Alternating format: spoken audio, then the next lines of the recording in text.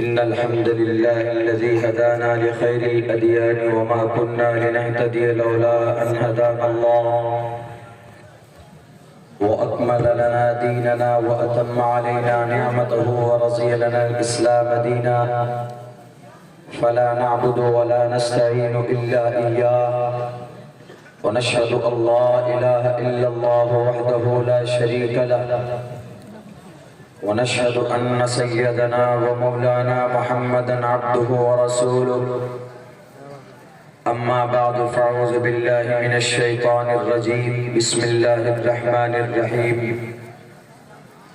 يرفع الله الذين آمنوا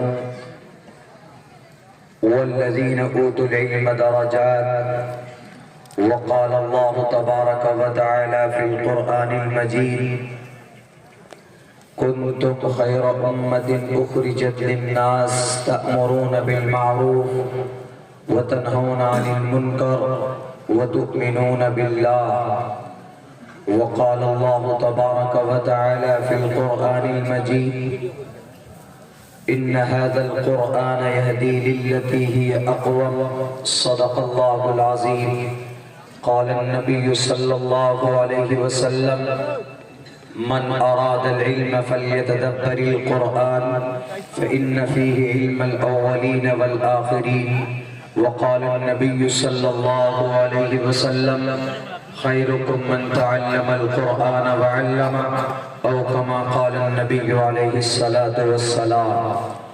All compliments, all physical prayer and almighty worship are for Allah. Peace be upon you, O Prophet, and Allah's mercy and blessings. Peace be upon us and righteous slaves of Allah subhanahu wa ta'ala. I bear witness that no one is worthy except of Allah subhanahu wa ta'ala.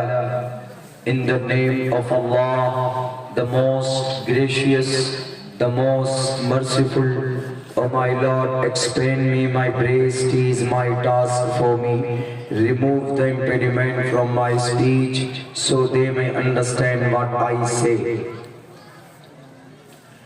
Bahunam janmanamanti jnanman mam parpadiyate vasudeva sarvamiti samahatma sudurlabha Udara sarva evaiti jnani tatmeva maimatam Astita sayuktatma mameva muttamam gatim Om sahna bhavatu sahno bhunaktu sahviriyam karmamahe तेजस्वनावतीद वस्तुमा विद्विषावहे ब्रह्मानंतमनादि विश्वपुर्धजं सत्यं परम शाश्वतं विद्या यस्य सनातनी निगम हृदय ओम शांति ओम शांति ओम शांति. हज़रात मोहतरम, stage पर मुअज़्ज़ज़ उलमाए किराम, हुफ़्फ़ाज़ इज़ाम और इस पंडाल में तशरीफ फरमा दीनी ईमानी समाजी भाइयों और हमारी समाज के इज़्ज़तदार माँ और बहनों, दस्तार बंदी का ये जलसा है और I am honored to be stand here and to say in front of you, आपके सामने हज़रत क़ारी साहब का मैं शुक्रिया अदा करना चाहता हूँ कि आपके सामने ये तीसरी बार हाज़िरी का मौका मिला और खुशी हुई काफ़ी इस बात को देखकर कि तीनों मर्तबा बड़ी तादाद में हुफ़्फ़ाज़ किराम के सर पर दस्तार फ़ज़ीलत बांधी गई. तकरीबन 1 महीने से मुस्तकिल जो प्रोग्राम में नाचीज़ की शिरकत हो रही है, वो सब प्रोग्राम कहीं 5 हाफ़िज़े कुरान, कहीं 6, कहीं 10, कहीं 60, कहीं 65, कहीं 45, इस तरह करके हुफ़्फ़ाज़ किराम के सर पर दस्तार फ़ज़ीलत बांधी जा रही है. ये देखकर यकीनन ऐसा महसूस होता है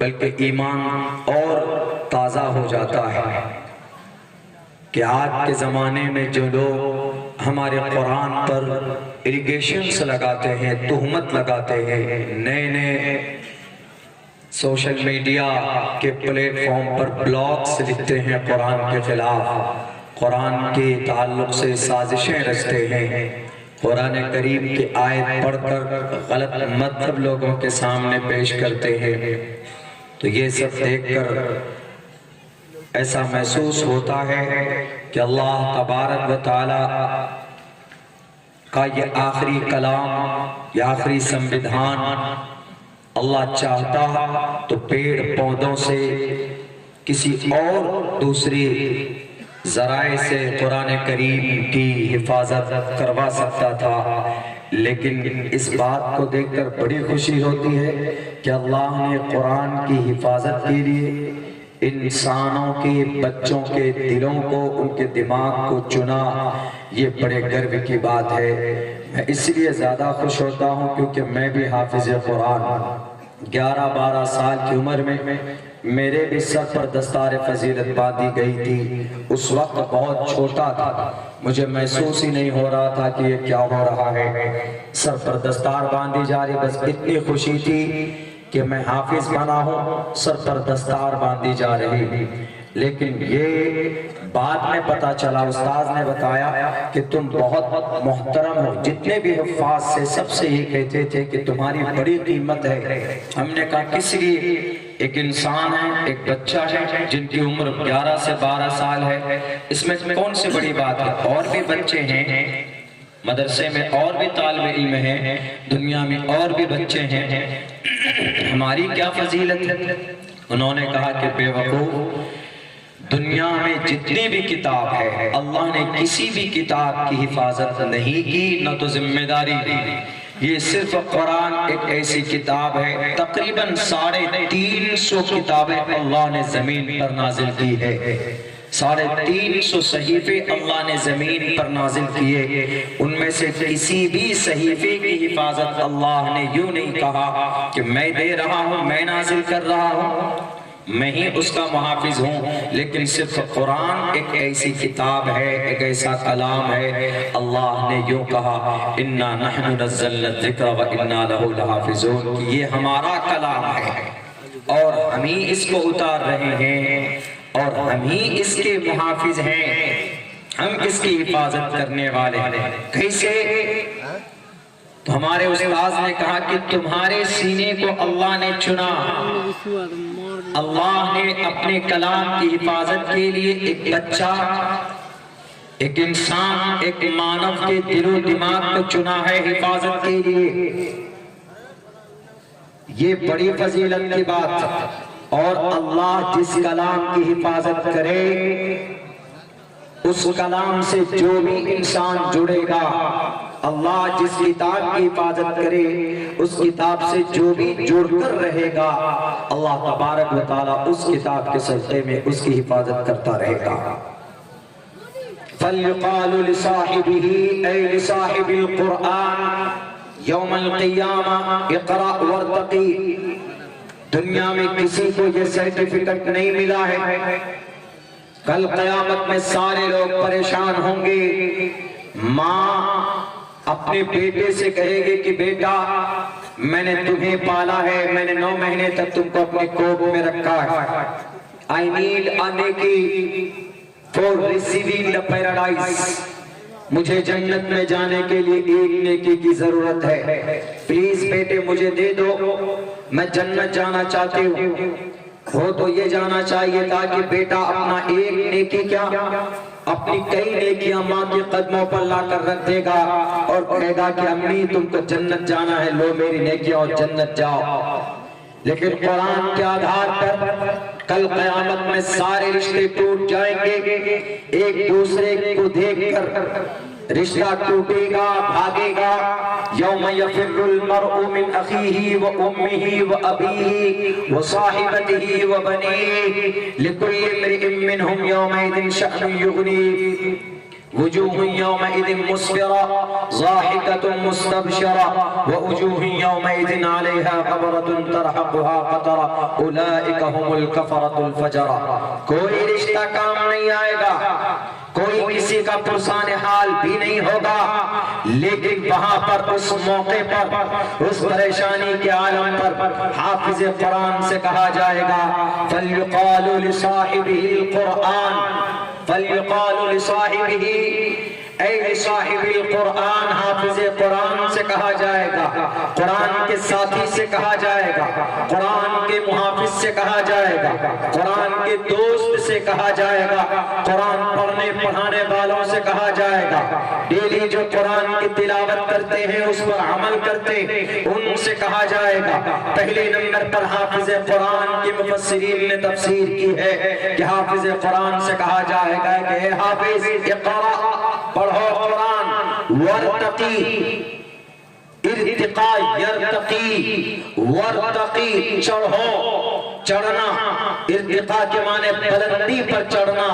بلندی درجات پر چڑھتا جا، قرآن کریم کو پڑھتا جا، جیسے دنیا میں تم تلاوت کرتے تھے، دنیا میں تم نماز میں پڑھتے تھے، دنیا میں تم فجر کے بعد نماز کی تلاوت کرتے تھے اور شب برات کی مبارک راتوں میں تم پڑھتے تھے۔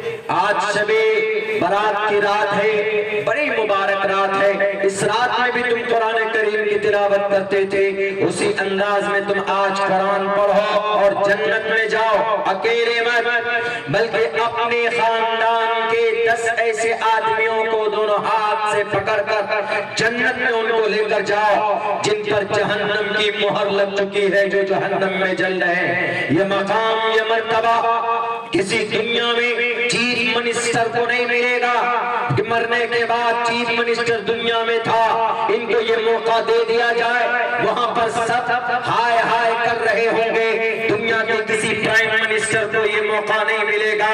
دنیا کے اندر کروڑپتی کا مالک تھا، بہت بڑا مالدار تھا، دنیا کے اندر جن کی حکمرانی چلتی تھی وہاں پر سب لوگ پسینے میں ڈوبے ہوئے ہوں گے، لیکن اگر کوئی خود بھی جنت جائے گا اور 10 حافظ 10 انسان کو جنت میں لے کر جائے گا تو وہ صرف یہ جن پہ آج جن کی سر پر دستار فضیلت باندھی گئی ہے وہ صرف حافظ قرآن ہے، جن کے لیے خصوصاً یہ پیغام اللہ کی طرف سے ہوگا، باقی دنیا کی کسی اور فرد کے حق میں یہ چیز نہیں ہوگی۔ میرے بھائیوں، بڑا مقام ایک حافظ قرآن کا۔ ہم دنیا میں تو ایسا محسوس ہوتا ہے کہ حافظ صاحب اگر ہم اپنے بچے کو بنا لیں گے تو بچہ ہمارا کیا کر لے گا؟ ارے بچہ آپ کو جہنم سے کھینچ کر جنت میں لے جانے کی سرٹیفکیٹ لے چکا ہے، اسی لیے بچوں کو حافظ قرآن بنائیے، حافظ قرآن بنائیں گے، دنیا کی فکر مت کیجیے کہ 10 سے 15 یا 20 ہزار روپے کمائے گا، کیسے زندگی پالے گا۔ اللہ نے آپ کو آپ کے بچے کو پیدا کیا ہے جو زندہ وہی رکھے گا، لیکن آخرت کی زندگی جو ہمیشہ کی زندگی ہے اس کے بارے میں سوچیے۔ ان کے ماں باپ کو جب روشن تاج پہنایا جائے گا کل قیامت میں تو لوگ پوچھیں گے کہ who is this person؟ اللہ کون ہے یہ؟ and this is کلو ان للو، دنیا میں کچھ نہیں، کوئی مقام نہیں تھا۔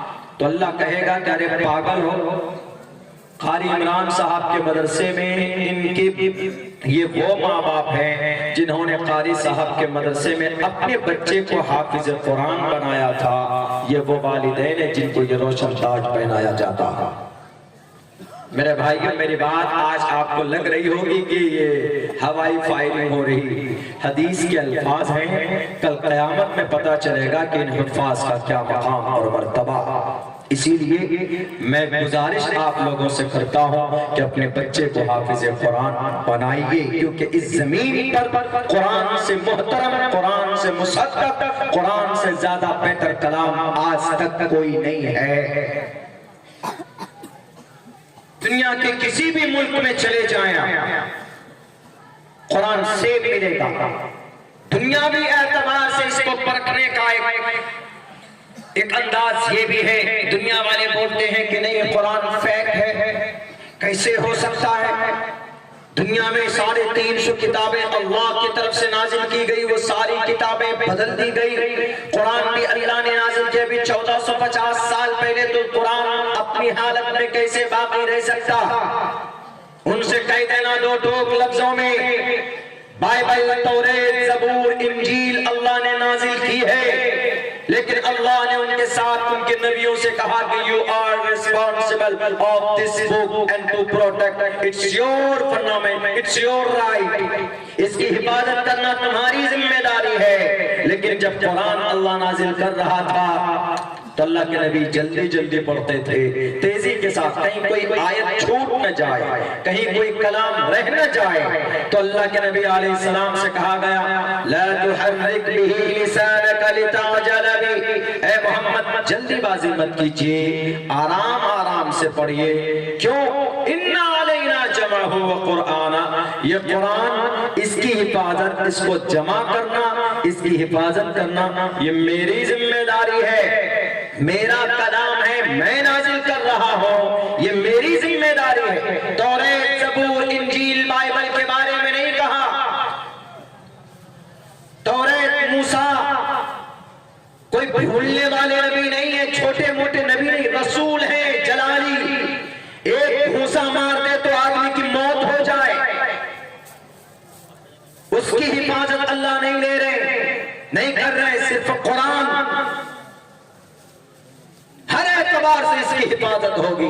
لوگ جو اعتراض کرتے ہیں کہ مولانا 1450 سال پہلے آپ کا قرآن آیا، اس میں جو بھی میسیجز ہیں وہ میسیجز ممکن ہے کہ 60 سے 60 سے 70% میسیجز کے اندر کوئی تبدیلی کر دی گئی۔ ہم نے کہا کہ this is challenge for you، تمہارے لیے چیلنج، بتاؤ دنیا کے کسی ملک میں قرآن کریم بدلی ہوئی شکل میں ہو، بتاؤ ذرا۔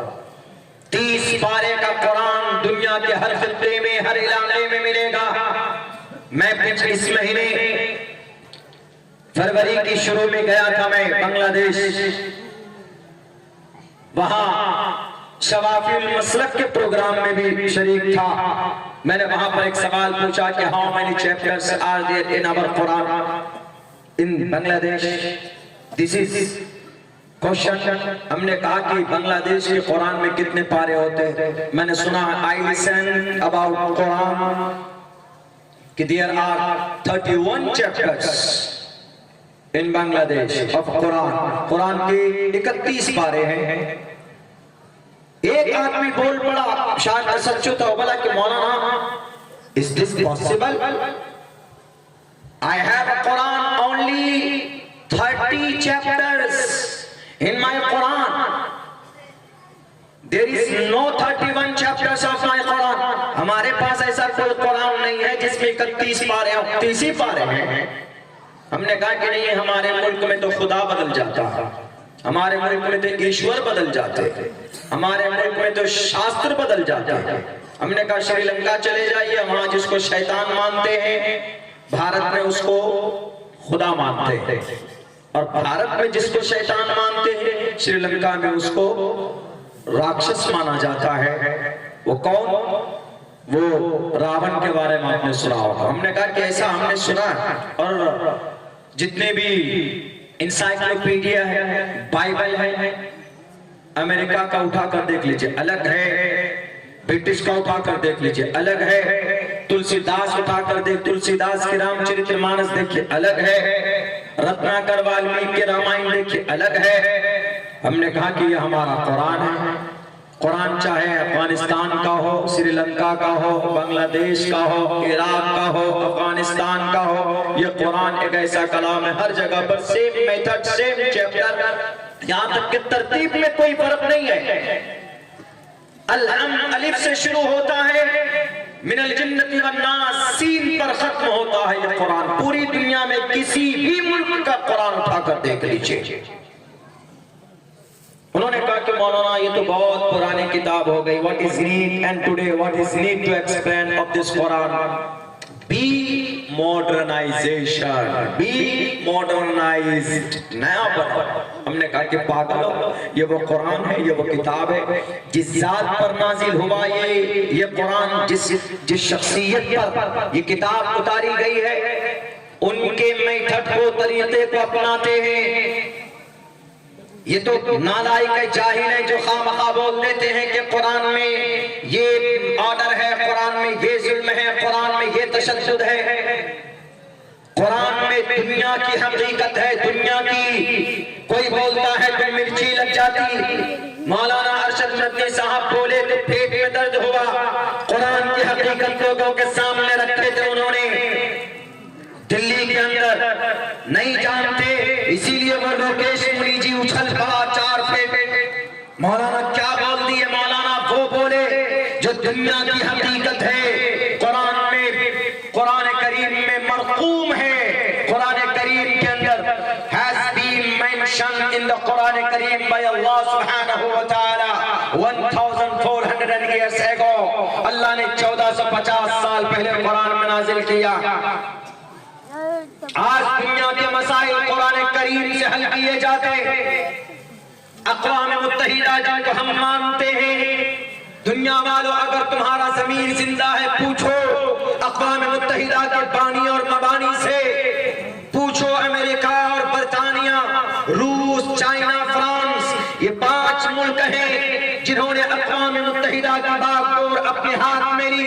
اقوام متحدہ دنیا کا سپریم کورٹ ہے, وہ بھارت کا نہیں, دنیا کا. یونائٹڈ نیشن ان کو بولتے. اقوام متحدہ 185 ملک کے لوگ اس تنظیم میں ہیں, بھارت بھی ہے. اقوام متحدہ, اقوام متحدہ کی بنیاد کیوں ڈالی گئی؟ پوچھو ذرا, تاریخ پڑھو. اب سے پہلے میں نے یہ ہسٹری کبھی کہیں بیان نہیں کیا, آپ نے سنا نہیں ہوگا. آج پہلی بار آپ کے سامنے میں یہ تحقیق رکھتا ہوں. مجھے خود بڑا تعجب ہوا تھا جب میں نے پڑھا تھا کہ یار اتنی بڑی حقیقت ہے. یہ لال پروجیکٹر لوگ 1.5 آنکھ والے بابا مائک پکڑ کر بولتے ہیں کہ اسلام کا مطلب نماز پڑھو, قرآن پڑھو, باقی جو من میں آتا ہے وہ کرو. ارے قرآن وہ کتاب ہے جس میں اللہ تبارک و تعالیٰ نے دنیا کے الجھنوں کا سلجھاؤ پیدا کیا, بتا کر کے رکھا ہوا. دنیا کے مسائل کا حل اللہ تبارک و تعالیٰ نے قرآن کریم کے اندر بیان کیا. پوچھو اقوام متحدہ کے ان خداؤں سے کہ اقوام متحدہ کی بنیاد کیوں ڈالی گئی؟ 1949 میں 1939 سے لے کر 1945 تک جو دوسری جنگ عظیم ہوئی ہے, اس دوسرے جنگ عظیم میں سیکنڈ ورلڈ وار جو ہوئی دنیا کے اندر 68 لاکھ یہودی لوگ گیس کے چیمبر میں ڈال کر دفن کر دیے گئے, فنا کر دیے گئے. اس کے بعد انہوں نے دیکھا کہ یہ اگر ایسا ہوتا رہا تو یہودی اس دنیا سے مٹ جائیں گے. کسی نہ کسی سمسیا کا سمادھان ہونا چاہیے, کوئی نہ کوئی تنظیم بننی چاہیے, کوئی نہ کوئی ایشو سامنے آنا چاہیے, طریقہ سامنے آنا چاہیے کہ جس سے دنیا کی انسانیت کو ان کا حق مل سکے, مظلوموں کو حق مل سکے اور جنگ نہ ہو. یہ طریقہ لانچ ہونا چاہیے. انہوں نے نبی پاک علیہ الصلوۃ والسلام کی زندگی اٹھا کر کے دیکھے.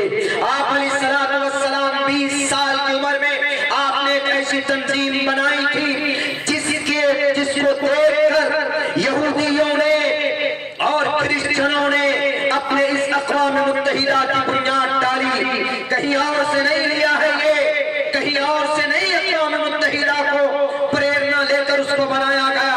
صرف اسلام کے پلیٹ فارم کو پڑھ کر یہودی جتنا قرآن پر ریسرچ کرتے, اور جوڈائزم جتنے قرآن کریم کے اوپر غور کرتے ہیں, چونکہ ہم سے زیادہ, آپ سے زیادہ اگر ان کا دماغ اور ان کی ریسرچ اور ان کو یقین اگر کسی چیز پر ہے تو اللہ کے اس قرآن کریم کے اوپر. میں نے رات بھی بیان کیا تھا کہ قرآن میں سائنس بھی ہے, قرآن میں ڈاکٹریٹ بھی ہے, قرآن میں اکیڈمک کوالیفیکیشن بھی ہے.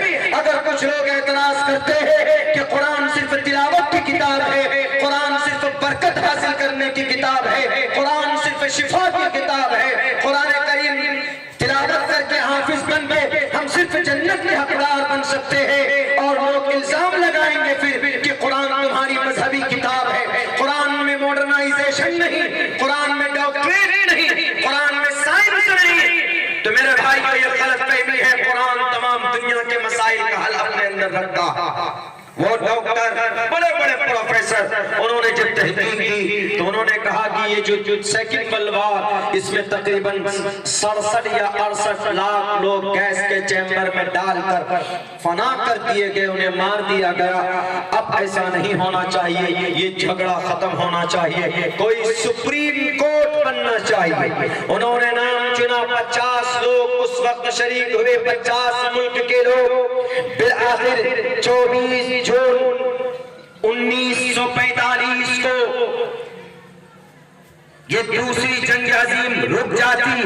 وہیں پر بیٹھ کر یہ سارے یہودی ایک تنظیم بناتے ہیں، اسی تنظیم کو کلیئر کیا جاتا ہے، اس تنظیم کو فائنل اسٹیبل کیا جاتا ہے، اس کو وجود میں لایا جاتا ہے۔ 24 اکتوبر 1945 کو اقوام متحدہ کی بنیاد ڈالی جاتی، اور اقوام متحدہ کا بیسک ان کے بنیادی کیا اغراض ہیں، کیا مقاصد ہیں؟ بیسک مقصد یہ ہے کہ انسانوں کو ان کا انصاف ملے، مظلوموں کو ان کا حق ملے، اور اس زمین پر جنگ نہ ہو، جن پر ظلم ہو رہا ہے ان کے خلاف، ان کے پیچھے کھڑے ہو کر ان کو ان کا انصاف دلایا جا سکے۔ یہ 3-4 اغراض و مقاصد اقوام متحدہ کے۔ یہ چیز کہاں سے حاصل کی؟ یہ چیز انہوں نے حاصل کی نبی پاک علیہ السلام کی زندگی سے۔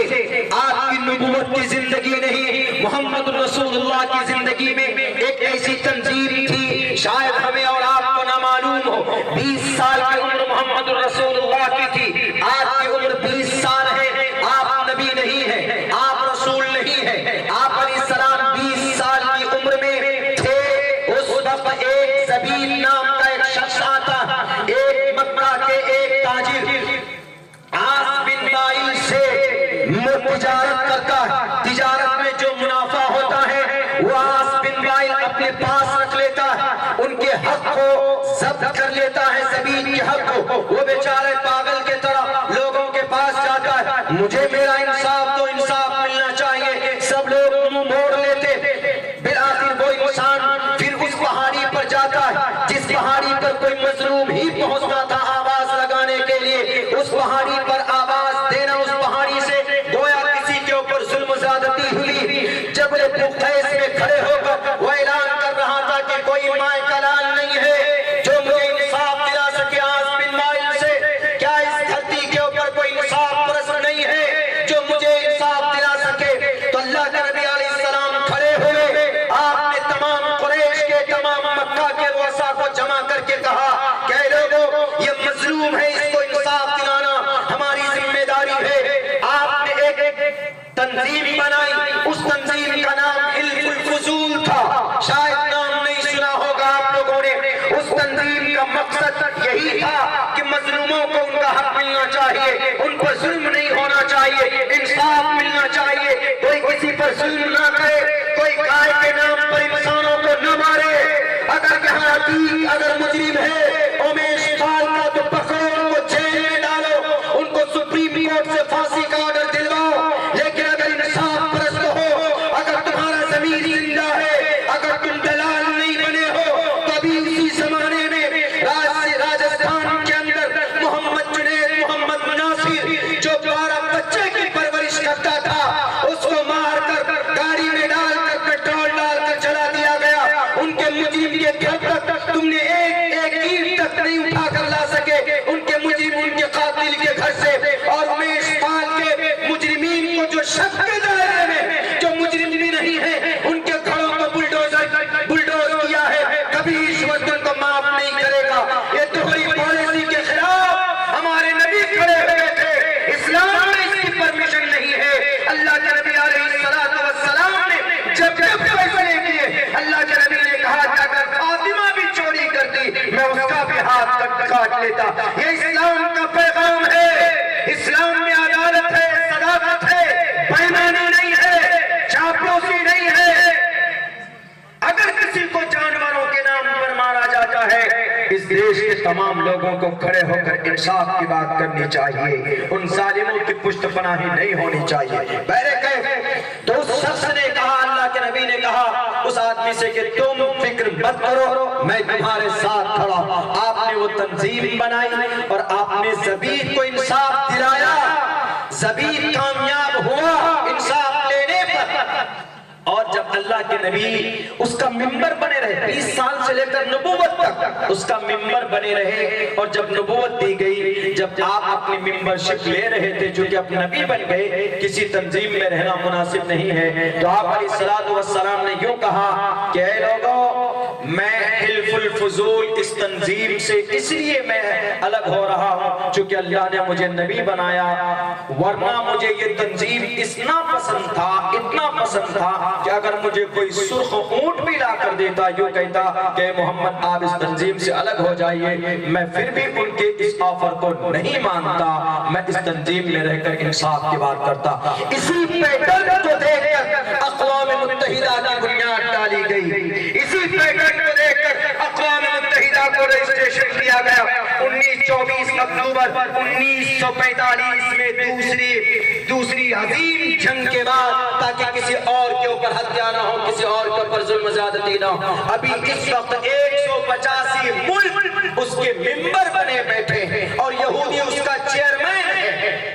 کہاں سے لیا قرآن سے لیا اللہ کے نبی کی زندگی سے اٹھا کر کے وہ لیا اور لوگ خامخواہ چل پڑے نہیں جناب یہ تو 1450 سال پرانی کتاب ہو گئی ہے یہ دنیا کے سمسیا کا سمادھان نہیں کر سکتی آج کے ماڈرن زمانے میں اقوام متحدہ یونائٹڈ نیشن اس وقت سب سے بڑی طاقت ہے اس کی بنیاد بھی اگر ڈالی گئی تو محمد رسول اللہ کی زندگی کو دیکھ کر لوگ بولتے ہیں کہ محمد کی زندگی اولڈ ہے ارے اولڈ نہیں ہے نہ محمد کی زندگی اولڈ ہے نہ اسلام دھرم اولڈ ہے مذہب اسلام پرانا مذہب ہے نا دلیل کہاں سے قرآن سے قرآن میں کہا گیا دین قیم اس کو کہا گیا قیم دین قیم یعنی مضبوط دین اور یہ جو دین ہے یہ اللہ کے طرف سے ہے کسی اور کے طرف سے نہیں ہے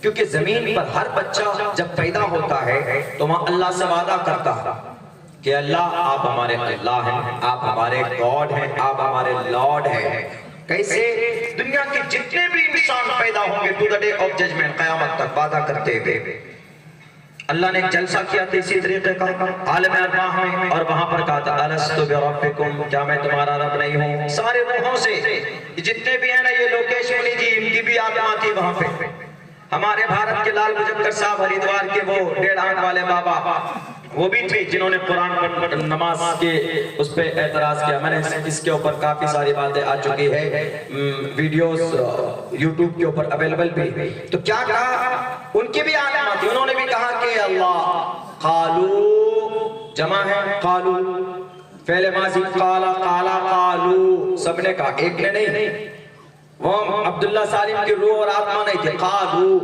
بہو وچنم سنسکرت میں ایک وچنم دوی وچنم بہو وچنم جو 3 سے ادھک ہو بہو وچنم قالو بلا why not you are my lord آپ ہمارے خدا اب بچہ ماں کے پیٹ سے نکلا وہاں اگر اذان کی آواز سنائی دے تو بچہ پھر کیا بنتا ماں باپ کا جو کلچر ہوتا اسی کلچر میں بچہ ڈھلتا چلا جاتا لیکن اگر وہاں گھنٹی سنائی دے مندر کی ہنومان چالیسا پڑھا جا رہا ہوں جے ہنومان گیان ساگر جے کپیس دے ہلو کو اجاگر رام دود اتلت بلداما تو پھر بچہ بھجن پڑھنے لگتا ہے اور اگر وہاں پر کوئی کسی کرسچن کے گھر پہ ہو یا کسی اور جوڈائزم کے گھر پہ اگر پیدا ہو جنم ہو تو اسی اعتبار سے ان کا کانسیپٹ بدلتا چلا جاتا ہے ورنہ ہر انسان حالت اسلام پر پیدا ہوتا مولانا نے یہی بات کہی تھی نا مولانا ارشد مدنی نے یعنی دنیا کا سب سے پرانا اولڈسٹ پراچین تم دھرم کوئی ہے تو اسلام ہمارا ماننا ہے کیا ہمارے ہندو بھائی آدم کو اپنے فور فادر نہیں مانتے ہیں وہ بھی مانتے ہیں کہ ہم ایک ماں باپ کے سنتان ہیں لیکن زمانے میں ڈیفرنسز ہے اسلام میں آدم کا زمانہ 10,000 سال پہلے ہندو بھائیوں میں آدم کا زمانہ 46 لاکھ سال پہلے and this is quite different لیکن وہ بھی مانتے ہم بھی مانتے جو نہیں مانے گا مار کر ان کو ان کے کان میں ایک تھپڑ مارو اس کے بعد ان کو یہ منتر پڑھ کر بتاؤ اوم اور حبیابتی وشنو کے گیلی مٹی سے پیدا ہوئے پردان نگر میں ان دونوں کو رکھا گیا کلی سانپ کے شکل میں آیا سانپ کلی کی شکل سانپ کی شکل میں آ کر ان دونوں اوم اور حبیبتی دونوں ٹھگ لیے گئے، پردان نگر سے دنیا میں ان دونوں کو بھیج دیا گیا۔ حضرت آدم کی کیا تاریخ ہے؟ یہی تاریخ ہے کہ نہیں ہے؟ یہی تاریخ ہے کہ اللہ تبارک و تعالیٰ نے اپنے ہاتھوں سے خلقت بیدی، میں نے میرے ہاتھ سے تم کو پیدا کیا، خلقتنی من نار و خلقتہ من طین۔ شیطان جب مباحثہ کر رہا تھا کہ مجھے آپ نے بنایا آگ سے، آدم کو بنایا مٹی سے، من صلصال کالفخار، کھنکھناتی ہوئی بستی ہوئی مٹی سے بنایا آدم کو۔ اوم اور حبیبتی وشنو کے گیلی مٹی سے پیدا ہوئے۔ وشنو مینس اللہ، وشنو مینس رب العالمین، رب العالمین کا ریئل نام، یہ صفاتی نام ہے اللہ کا، رب العالمین۔ ریئل نام، اصل نام اللہ تبارک و تعالیٰ کا اللہ ہے۔ اللہ تبارک و تعالیٰ کا ان کا جو صفاتی نام ہے وہ وشنو ہے، یعنی رب العالمین ہے۔ وشنو گیلی مٹی سے پیدا کیے آدم کو، اس زمین پر کیوں بھیجے گئے؟ نافرمانی کی۔ اوم، آدم سے اوم کا لفظ استعمال ہے بھوشیہ قرآن میں، اوم، اوم آدم سے اوم، ان حوا سے حبیبتی، حبیبتی اوم اور حبیبتی یعنی ہسبینڈ وائف، وہ دونوں پردان نگر سے باہر بھیج دیے گئے اور کلی دوبارہ ٹھگ لیے گئے۔ اماں حوا اور آدم کیسے ٹھگ لیے گئے؟ شیطان نے آ کر اماں حوا سے کہا کہ madam and you have to take it، اس کو کھا لو اور ہمیشہ کے لیے یہی رہو گے۔ انہوں نے کہا کہ نہیں، اللہ نے منع کیا ہے، اللہ نے منع کیا۔ شیطان بڑا دماغدار، پڑھا لکھا، انٹیلیجنٹ پرسن، جیسے آج کل کے نیتا لوگ بڑے چالاک ہوتے، لڑاتے رہتے ہم لوگوں کو، پھر جیل میں ڈلوا دیتے۔ انہوں نے کہا کہ نہیں، جانے سے منع کیا ہے نا، قریب قریب مت جاؤ، میں لا کر دیتا ہوں نا، کھانے سے منع نہیں کیا۔ کہیں پر بھی کہا ہے کہ ڈونٹ ایٹ، ڈونٹ ٹیک، یو کا don't touch and don't cross this tree, اس پیڑ کے قریب مت جانا، قریب مت جاؤ، just sit here and I'll bring that، میں تمہیں لا کر دیتا ہوں۔ وہ دانا لا کر دیا، محترمہ اور محترم کھائے، دونوں کے دونوں جنت سے باہر کر دیے گئے۔ جاؤ تم لوگ، get out from here، تم لوگ اب یہاں رہنے کے لائق نہیں۔ جب وہ آئے تھے تو کہاں آئے تھے؟ بھارت کی دھرتی پر، بھارت کی دھرتی پر سب سے پہلا انسان مسلمان، تو سب سے پہلا انسان جب مسلمان ہے تو دنیا کا سب سے پہلا مذہبی اسلام دھرم ہوا مسلمان کے مسلمان۔ اور لوگ بولتے ہیں کہ اچھا بتائیے حضرت آدم کے زمانے میں اگر اسلام تھا تو کیا نام تھا؟ بائبل میں دکھا دیجئے، تالمود میں، آدی گرنتھ میں دکھا دیجئے۔ آدی گرنتھ دنیا کی سب سے پرانی کتاب، آدی گرنتھ، آدی گرنتھ میں دکھا دیجئے مولانا۔ آدی گرنتھ میں اسلام نہیں دکھا سکتے، البتہ ایک چیز دکھا سکتے ہیں، وہ کیا؟ وہ یہ دکھا سکتے ہیں کہ اللہ پر ایمان لانا، فرشتوں پر ایمان لانا، آخرت پر ایمان لانا اور رسولوں پر ایمان لانا۔ جتنے بھی رسول آئے، 1 2 3 آدم کے بعد بھی آئے نبی اور رسول آئے، ان پر ایمان لانا۔ ہم نے کہا کہ ہے کہ نہیں ہے بتائیے۔ اس وقت بھی جو عقیدہ تھا، کیا محمد کا کوئی اور عقیدہ تھا؟ جو عقیدہ آدم کا وہی عقیدہ محمد کا ہے کہ نہیں ہے؟ جو عقیدہ نوح کا وہی عقیدہ محمد کا ہے؟ جو عقیدہ داؤد کا وہی عقیدہ محمد رسول اللہ کا۔ ہم اپنی کتاب سے باہر نہیں ہیں، ہم اپنی شریعت کے خلاف قدم نہیں اٹھا سکتے۔ دنیا والوں، تم کولیکیشن تمہارے پیٹ میں درد ہوتا ہے تو ہمارے قرآن کو نہ پڑھو، نہ دیکھو، نہ چھو، لیکن اپنی کتاب پڑھ کر دیکھو، انشاءاللہ قرآن کا میسج ملے گا، ہمارے میسیجز اور ہمارے قرآن کے احکامات تمہاری کتابوں میں۔ میں نے ایک منتر پڑھا آپ کے سامنے، اوم سہناوتو، آپ کو خوش کرنے کے لیے نہیں پڑھا میں نے، اس کا میننگ اچھا ہے، میں نے خود اس منتر کو میں نے تحقیق کی، یہ جروید کا ایک منتر ہے۔ اوم سہناوتو سہنو بھنکتو سہویریم کرمامہے تیجسوناودید وستماددشابہے برہمانند منادی وشوکردجم ستیم پرم شاسوتم ودیا یس سناتنی نگم بھردے۔ اوم شانتی، اوم شانتی، اوم شانتی۔ اوم سے مراد وشنو، برہما، مہیش، اس سے مراد عربی میں لیجئے گا تو الخالق، رب العالمین اور القہار آتا ہے۔ میں نے اس کے اوپر تحقیق کی ہے، مولانا ارشد مدنی نے جو بیان دیا تھا میں نے دلیل کے طور پر وہ چیز پڑھ کر بتایا ہے۔ البتہ اب یہاں بات ہے کہ یہ اس منتر کا کیا مطلب؟ اوم سہنا ووتو، اوم سہنا ووتو، اے وشنو اے برہما اے شیو، تین بڑے خدا پرماتما، اے وشنو اے برہما اے شیو۔ ہم لوگ تو دعا مانگتے کسی سے، ایک ہی اللہ سے مانگتے دعا کہ اللہ ایاکا نعبد، اللہ تیری عبادت کرتے، ایاکا نستعین تجھی سے مدد طلب کرتے، اور اللہ نے قرآن میں کہا بھی ادعونی استجب لکم، مجھ سے مانگو میں تمہاری دعا قبول کروں گا۔ آج کی جو رات ہے نا مسلمانوں، آج کی جو مبارک رات ہے، بلکہ بعض مفسرین نے سورہ قاف کی جو شروع کی آیتیں انا انزلنا فی لیلۃ مبارکہ، انا انزلنا فی لیلۃ مبارکہ سے شب برات کی رات مراد لی ہے کہ اس رات میں اللہ نے قرآن کو نازل کیا، ورنہ عموماً اکثر روایت تو شب قدر کی رات کی ہے، رمضان کی ہے، لیکن اس آیت کو اس انزلنا فی لیلۃ مبارکہ، لیلۃ مبارکہ شب برات کو بھی کہا ہے، اور کہا گیا ہے کہ اس میں بڑے حکمت والے کام فیصلے پاتے ہیں، یعنی انسان کب مرے گا، انسان کے پاس، انسان کے ساتھ کب کوئی حادثہ پیش آئے گا اور کیا کرے گا، یہ چیزیں آج ترتیب دی جاتی ہیں۔ آج پوری رات عبادت کرنی چاہیے، مغرب سے لے کر فجر تک۔ اللہ تبارک و تعالی آسمانی دنیا پر آ کر اعلان کرتا ہے الا مستغفر فاغفر لہ، کوئی ہے اپنے گناہوں کی مغفرت طلب کرنے والا کہ میں اس کے گناہ کو معاف کروں، الا مسترزق فارزقہ، میں اس کو رزق عطا کروں، کوئی ہے روزی روٹی مانگنے والا میں اس کو رزق عطا کروں، تنگ دستی سے اس کو بے نیاز کر دو، ہے کوئی الا مبتلا فوافی، ہے کوئی بیماری میں مبتلا شخص، کینسر کا کوئی مریض ہے کہ وہ اگر دعا کرے مجھ سے مانگے تو میں اس کی دعا قبول کروں۔ پوری رات اللہ تبارک و تعالی اعلان کرتا ہے، ہماری دعاؤں کا انتظار کرتا ہے، اور ہم مسلمان ہیں ایسے خرافات میں مبتلا ہو جاتے، کبھی بھی اللہ سے دعا کر کر اللہ کے سامنے اپنے دو بوند آنسو کے نکال کر شرمندگی کا اظہار نہیں کرتے، گانا سنیں گے، شراب پیئیں گے، اور جوان ہے تو لڑکی بازی کریں گے، اپنے موبائلوں کے ذریعے سے ڈیٹنگ چیٹنگ اور کٹنگ کریں گے، لیکن کبھی بھی اس مبارک رات میں رب ذوالجلال کے سامنے گھٹنے ٹیک کر رب کے سامنے میں اپنے گناہوں کی معافی کا اعلان نہیں کرتے۔ آپ کہیں گے کہ مولانا ہر رات اللہ تبارک و تعالی آسمانی دنیا پر آتا ہے، نصف رات کے بعد آتا ہے، 1 بجے بعد آتا ہے، لیکن آج کی جو رات ہے، آج فجر کی اذان کے بعد اللہ آسمانی دنیا پر آ جاتا ہے۔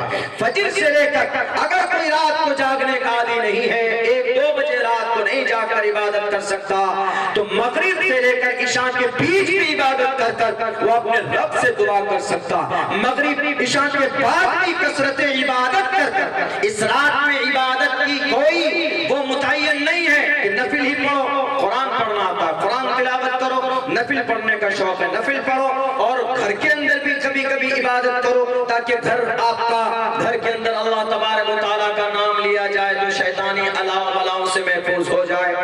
میرے بھائیو آج مبارک رات ہے، آج اس مبارک رات میں بہت مبارک جگہ پر آپ لوگ بیٹھے ہوئے ہیں کہ اس جلسے دستار بندی میں علماء کرام کا بیان آپ لوگوں نے سنا ہے، اور جو بچا کچا حصہ ہے اس میں بھی جب آپ اپنے گھروں کو جائیں گے تو مسجد میں جا کر یا گھر میں جا کر کثرت عبادت میں گزار دیجئے، انشاءاللہ تبارک و تعالی۔ یہ جو زمین پر ظلم و زیادتی ہو رہی ہے، یہ جو زمین کے اوپر وبا آیا ہوا ہے، تمل ناڈو میں لوگوں کو ابھی گاجر مولی کی طرح کاٹا جا رہا، آپ کے بنگال اور آپ کے بہار اور آپ کے جھارکھنڈ کے لوگوں کو وہاں کے بڑے منترانے سے یہ آدیش آیا کہ کوئی بھی ہندی شخص یہاں نظر نہیں آنا چاہیے، یعنی ہندی بولنے والا اگر آئے گا تو 20 مارچ سے پہلے نکل جاؤ، نہیں تو ان کا خاتمہ کر دیں گے۔ یہ ان کا اسٹیٹمنٹ انلیگل ہے، حالانکہ قانون اور سمویدھان کی نظر میں جب سب برابر ہے، آرٹیکل 24-14 کے اندر equality before law اور the equal protection of the laws within the territory of India صاف لفظوں میں کہا گیا۔ آرٹیکل 21 میں کہا گیا protection of our life and personal liberty۔ کیا تمل ناڈو کے اسٹیٹ یہ سی ایم صاحب آپ کو آرٹیکل 14 اور 21 نظر نہیں آتے؟ کیا خدا بن گئے اس دھرتی کے 5 سال کے یہ سی ایم بنے ہو؟ وہ جو خدا ہے اس کو بھی نام جو لیتا ہے اس کو بھی کھلاتا ہے، جو اس ایک کو چھوڑ کر 33 کروڑ پتھر کو پوچھتا ہے وہ رب اس کو بھی کھلاتا ہے۔ اسی لیے 5